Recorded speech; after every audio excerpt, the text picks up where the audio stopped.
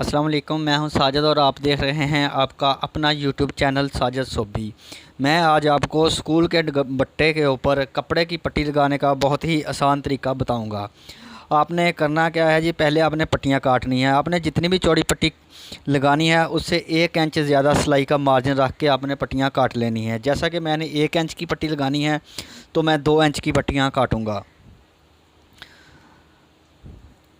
इस तरह की मूवीज़ देखने के लिए हमारे चैनल को सब्सक्राइब करें और बेल आइकॉन को क्लिक करें। शुक्रिया।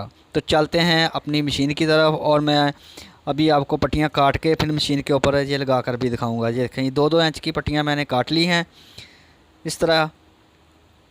तो अभी मैं आपको मशीन के ऊपर इनको लगा कर भी दिखाऊंगा, जो कि बहुत ही आसान तरीका है।